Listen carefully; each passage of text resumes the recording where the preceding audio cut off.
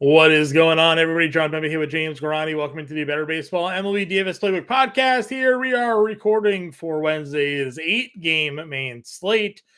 James, we had the postponement of the Marlins-Mets game on Tuesday due to poor field conditions. Therefore, DraftKings has decided not to count the Wednesday Mets-Marlins game as part of the main slate, likely due to the pending doubleheader. Assuming that game itself even plays, because how bad is the field? Again, they've had what seems like a few days at least, to get the field in playing conditions. You think they'd have the tarp down, or you know, have the foresight to know that a hurricane is coming, right? Yeah. So the field in New York was not ready to go. So Tuesday's game got postponed. So now we're down to an 8-game main slate on Wednesday. Just the inferior New York franchise being inferior again. What can I tell you? Yeah, 8-game slate. It's a good one. A lot of really good pitching up top. I think there's some good pitching in the mid tier, and then a couple interesting names in the value tier that we're gonna get to, or target. So yeah, I'm excited for this slate. I see some rain potentially in the forecast. It's a Coors slate at that. 8 games with Coors. The Dodgers in town. So yeah, Bart Scott can't wait. Can't wait. Before we jump into it, shout out to rtsports.com. Go to rtsports.com/alarm, promo code alarm23. New users will get a 100% deposit match with their first deposit. Scan the QR code on the screen, or again, go to rtsports.com/alarm to take part in today's promotion. Breaking down the DraftKings slate here, James, again, 11 games. Sorry, 8 games on the slate, not 11 on Tuesday, 8 games for the Wednesday. You mentioned top end pitching here. We got Gerrit Cole, Pablo Lopez, Framber Valdez. No longer have Kodai Senga available to this slate. Kind of a big sad. We would have liked Senga at home against Miami. But those are now top 3 starting pitchers up over $10,000. Framber gets Seattle, Lopez gets Oakland, Cole gets Toronto. Yeah, so very just straightforward, I think, at the top that Pablo Lopez is going to be the chalk. He is $600 cheaper than Gerrit Cole, and he gets Oakland. He has had an insane ceiling. Twice he's gone for 43 plus fantasy points, including a 9-inning, 12 strikeout shutout that got him 50 before. I think a lot of people go here. So I think the natural GPP pivot would be to go to Gerrit Cole, who's obviously in the tougher matchup, who is obviously more expensive.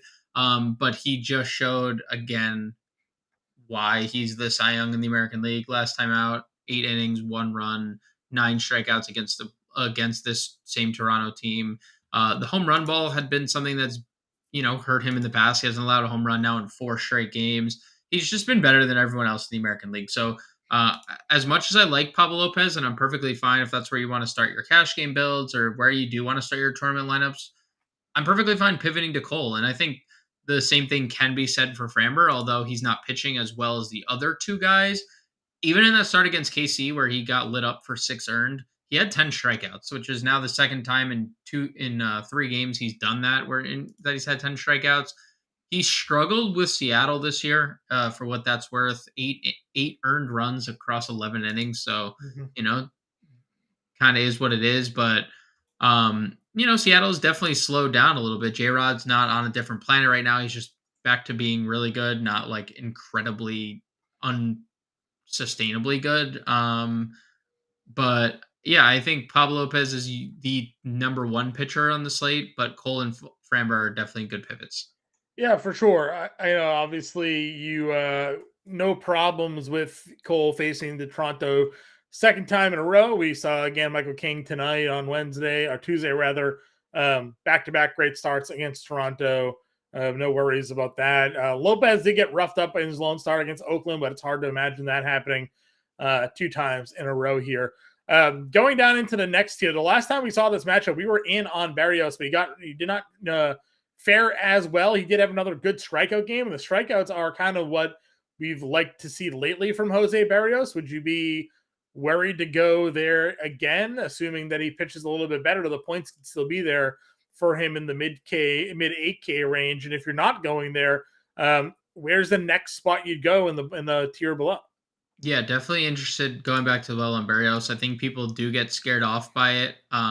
He got bit by a home run in the first inning by Jake Bowers. 3-run home run in the first inning, and then pretty much blanked him the rest of the game. I mean, he allowed one earned over the next, 5+ innings. So yeah, I'd be willing to go right back to the well with Barrios. He hadn't allowed a home run in the 2 games prior. Um, 24 and 31 starts. So we know that the home run ball is something that has been part of his repertoire this year, but he's been better at home. The Yankees lineup still struggles against right handed pitching overall. So I'm perfectly fine going right back to Barrios. I also don't love much here in the mid tier. Like Dunning has really fell off a cliff Yeah. lately. If you want to go there, it's fine because the Angels are, you know, obviously a much more depleted team than they were earlier in the year when they had two of the Best hitters in baseball. ever seen. Yeah. I would say like Wade Miley is probably the only other name in this tier that I'm really interested in. But even Miley, I mean, absolute ceiling his last time out. Like that's And a nothing. spot you wouldn't have expected it too, right? Like St. Louis has some guys that can hit lefties well. I know they're starting to lose some of those guys that hit lefties well as well in their lineup, but we say this every year with Wade Miley, right? Like Wade Miley isn't this good. He can't be this good. The FIP and XFIP don't relate. And then all of a sudden, end of the season, and here's Wade Miley with a 3.2 ERA. He's 9-4, and they're like, the soft tots and lefties still hanging around for a reason, you know? Yeah, and you know what?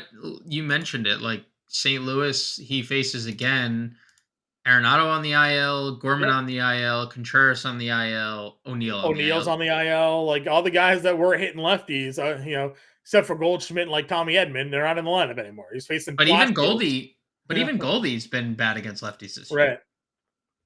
Yeah, so So it's kind of an interesting spot perception here as we get towards the end of the year. We're obviously not going to go Tyon, but I guess the question is, what do we do with Sheehan here, right? You're expecting him to be piggybacked. He went 4 2/3. He's been really good the last couple of outings, even as the long reliever or the opener, but extended opener, I guess. The fact that they let him go 93 pitches, should we feel encouraged by that this time around? Like, what are your thoughts on Evan Sheehan? the problem is he's in cores. I know that Colorado's offense isn't great, but Nolan Jones is really great right now. Brendan Rodgers has been really great. Chris Bryant has been okay back in the lineup. Tovar has been really good. Like the Rockies have been better lately. Elihuris Montero had a really, really good stretch until this recent few games. So I'm probably not gonna be on Shaheen. Like in a tournament, I can't fault anyone for getting there. I actually would go Matt Waldron at 7K, starter for the San Diego Padres. I think he's someone worth taking a look at. He had 9 strikeouts against St. Louis his last time out in 5 2/3. He had 5 strikeouts and a win against Oakland the start before. He's now gone for 17 fantasy points or more in back-to-back games. So if I'm going anyone like in this tier, it's gonna be Waldron. Okay. Moving on down. Any other values? I mean, you mentioned Waldron, obviously. Was there anybody else who would think worth discussing here?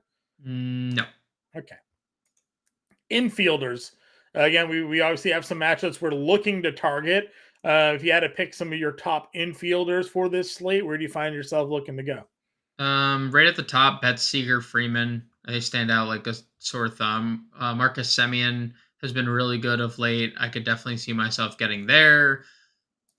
Everyone against Jameson Tyone. He's been kind of crappy of late. Not gonna play any Blue Jays there.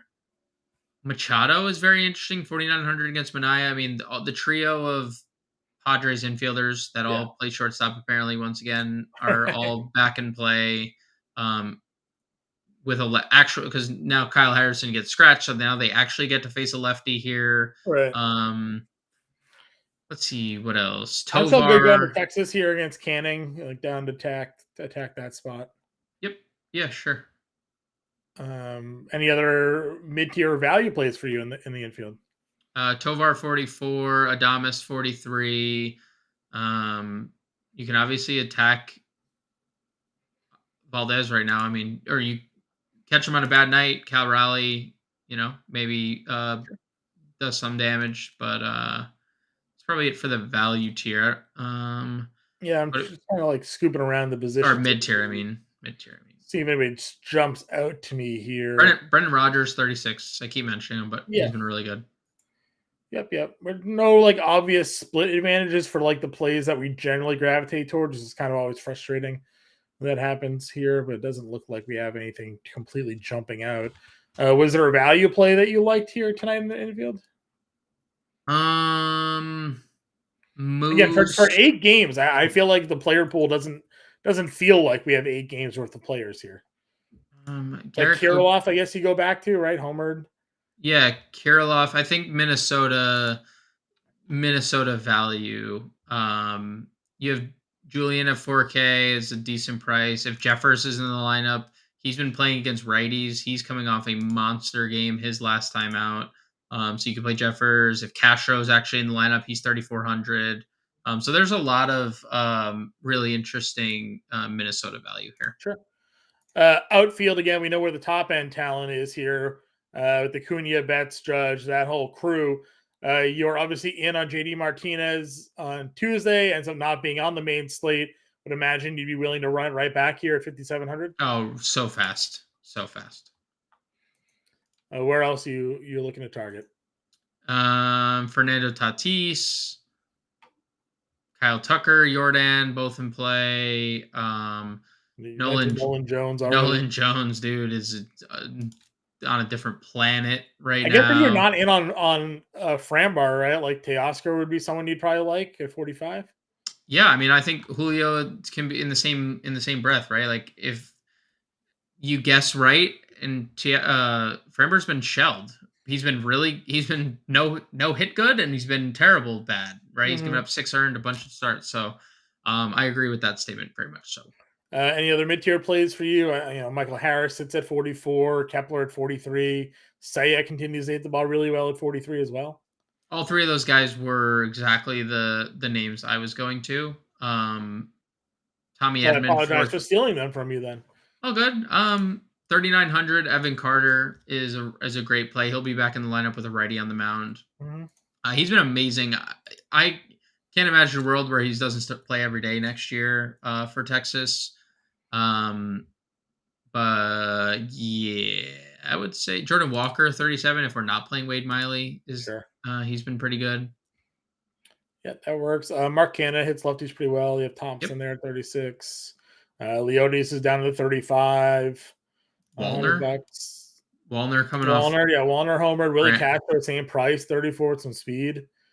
I like that. Let's see. Anybody else? I mean, there's Palacios. He lefty already. He's a lefty. He won't be in the lineup. It's Tyrone Taylor, $2,900. Tyrone Taylor, yep. Gets the lefty. All right, let's a little bit of lineup here, sir. Where do you want to go with your pitching today? Lopez, Miley, or Waldron, probably. Okay.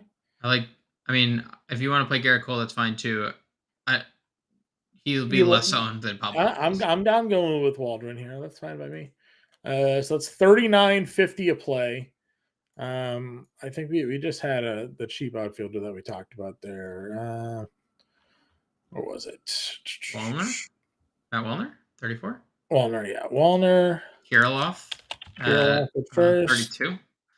That works.